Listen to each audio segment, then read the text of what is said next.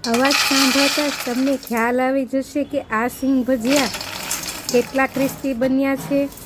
જો તમારા પણ સિંગ ભજીયા હલ્દીરામ કે પછી બાલાજીના પેકેટમાં આવે તેવા ઘરે નથી બનતા, ટેસ્ટી કે ચટાકેદાર નથી બનતા, કે પછી આવી રીતે એકદમ ક્રિસ્પી નથી રહેતા અને તેનું બેટર જ્યારે બનાવીએ ત્યારે મસાલો બરાબર ચોંટતો નથી, એકદમ સરસ એવા મસાલાથી કોટ નથી થતા, કે મસાલો વધી જાય છે, લોટ વધી જાય છે અને મસાલા કેટલા નાખવા, લોટ કયા લેવા અને કેટલા લેવા તે ખ્યાલ નથી આવતો, તો બધી જ ટ્રિક્સ અને ટિપ્સ સાથે અને પરફેક્ટ માપ સાથે એકદમ હલ્દીરામના પેકેટ જેવા જ આપણે સિંગ ભજીયા બનાવીશું। મારી રેસીપી વિડીયો જોતા હોય અને ચેનલ ઉપર નવા હોય, ચેનલ સબસ્ક્રાઈબ ન કરી હોય તો સબસ્ક્રાઈબ કરી લેજો, ત્યાં આપેલું બેલ આઇકન જરૂરથી દબાવજો જેથી તમને મારી આવી નવી રેસીપીના નોટિફિકેશન મળતા રહે।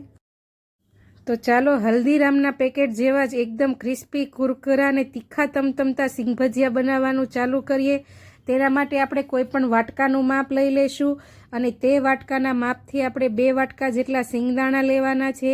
સિંગદાણાને આપણે એક બાઉલમાં લઈ તેમાં થોડું પાણી એડ કરીશું અને આવી રીતે માત્ર 30 થી 40 સેકન્ડ માટે સિંગદાણાને આપણે પલાળીને આવી રીતે ધોઈ લઈશું, જેથી રચકણ હોય તો નીકળી જાય। માત્ર ધોવાના જ છે, આપણે પલાળવાના નથી।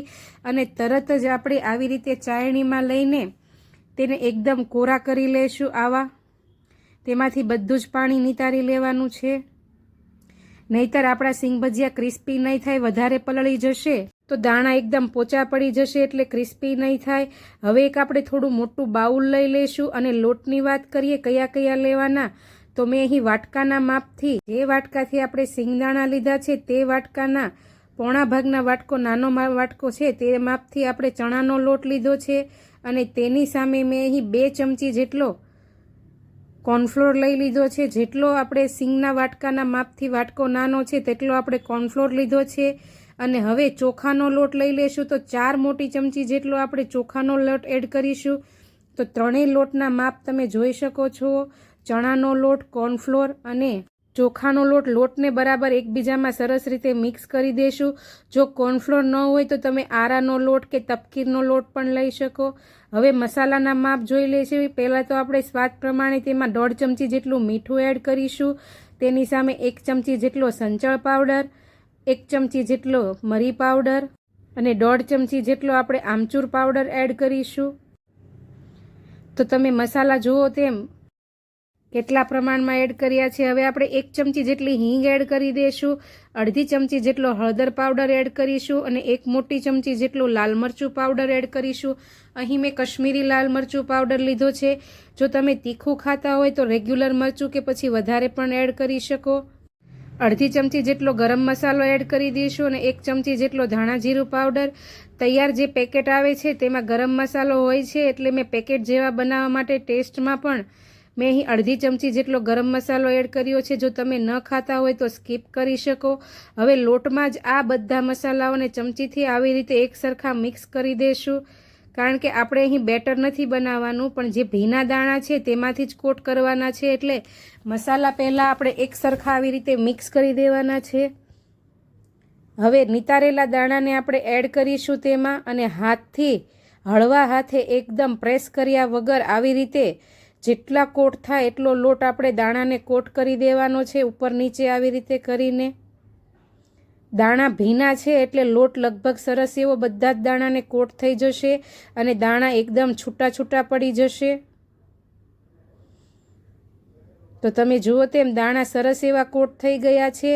હવે થોડો લોટ બચ્યો છે, જે વચ્ચે તમને કોરો દેખાય છે, તેને પણ આપણે દાણાને કોટ કરવાનો છે, એટલે આપણે પહેલાં તો વાટકાથી માપ પાણી લઈ લઈશું અને આવી રીતે હાથથી થોડું પાણી છાંટીને લોટને સિંગદાણાને કોટ કરવાનો છે। જરૂર પૂરતું આવી રીતે આપણે થોડું જ પાણી એડ કરીશું, કારણ કે આપણે બેટર જેવું નથી કરવાનું, દાણા બધા જ છૂટા રાખવાના છે એટલે। તો તમે જુઓ તેમ બધા જ દાણા સરસ એવા લોટથી કોટ થઈ ગયા છે અને હવે કોરો લોટ કે પછી બેટર પણ કંઈ દેખાતું નથી, સરસ એવા છૂટા દાણા થઈ ગયા છે અને બધા જ દાણાને મસાલા અને લોટનું સારું એવું ટેક્સચર થઈ ગયું છે। હવે આ દાણાને આપણે દાબી દઈશું આવી રીતે અને 5 મિનિટનો રેસ્ટ આપી દઈશું, જેથી જે દાણા ભીના છે તેના ટેસ્ટ મસાલાના ટેસ્ટ સાથે ઓબ્ઝર્વ થઈ જાય અને દાણા સરસ એવા સોક થઈ જાય. તમે જુઓ તેમ થોડું એવું જ પાણી મારે જોયું છે, અડધો વાટકો પણ નહીં, 1/4 વાટકા જેટલું જ પાણીની જરૂર પડી છે, વધારે પાણીની નહીં. 5 મિનિટ પછી દાણાને ખોલીને આપણે આવી રીતે હાથથી ઉપર નીચે કરી લઈશું, જેથી જો દાણામાં મસાલો છૂટો પડી ગયો હોય કે પછી કોરા પડી ગયા હોય તો ખ્યાલ આવે. દાણાને આપણે થોડા એવા હજી છૂટા છૂટા કરવા છે, એટલે આપણે જે ચોખાનો લોટ રાખ્યો છે તેમાંથી 2 ચમચી જેટલો હજી આપણે લોટ એડ કરીશું અને દાણામાં બરાબર મિક્સ કરીશું. એટલે જે અમુક દાણા જે ચોંટેલા છે અને મસાલો નથી ચોંટ્યો એવા છે તે બધા જ દાણા સરસ એવા લોટથી કોટ થઈ જશે. તમે જુઓ તેમ બધા જ દાણા સરસ એવા કોટ થઈ ગયા છે. હવે આપણે દાણાને તળવાના છે, તો તેની પણ આપણે ટ્રિક્સ અને ટિપ્સ સમજીશું. કેટલી સમય સુધી તળવાના, તે પણ વધારે ક્રિસ્પી ન થઈ જાય કે પછી એકદમ બન્યા પછી ઢીલા ન રહે તે રીતે. હવે આપણે મીડિયમ ગેસની ફ્લેમ ઉપર પહેલાં તો તેલ ગરમ કરવા માટે મૂકી દઈશું. મેં અહીં સિંગ તેલ લીધું છે. કોઈ પણ ફરસાણ સિંગ તેલમાં ટેસ્ટ સરસ આવે છે. જો ન હોય તો તમે રેગ્યુલર ગમે તે તેલ લઈ શકો. તેલ સરસ એવું ગરમ થાય એટલે ગેસની ફ્લેમ આપણે મીડિયમ કરી દઈશું અને ઝારાથી આવી રીતે તેમાં દાણા એડ કરીશું. છૂટા છૂટા જો દાણા નાખવા હોય તો ગેસની ફ્લેમ એકદમ સ્લો કરીને ધ્યાનથી નાખવા, તેલનો છાંટો ન ઉડે તે રીતે. અને થોડા એવા બબલ્સ ઓછા થઈ જાય પછી આપણે ચમચીથી આવી રીતે દાણા ફેરવી લઈશું ઉપર નીચે કરીને.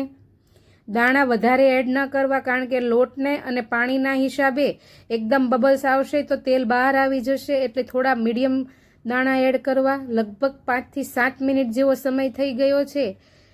તમે જુઓ તેમ દાણા સરસ એવા ક્રિસ્પી થઈ ગયા. જે પેકેટમાં મળે છે તેવા જ બન્યા છે સિંગ ભજીયા, કલરમાં પણ અને ટેસ્ટમાં પણ.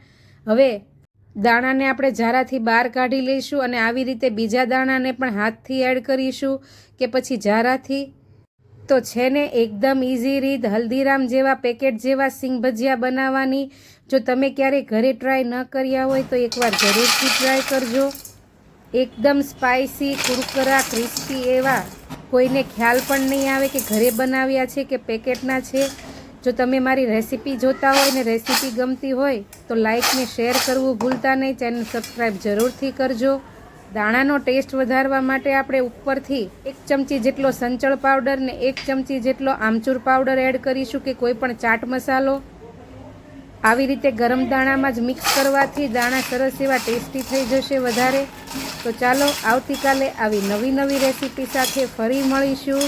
ત્યાં સુધી આવજો. જય શ્રી કૃષ્ણ.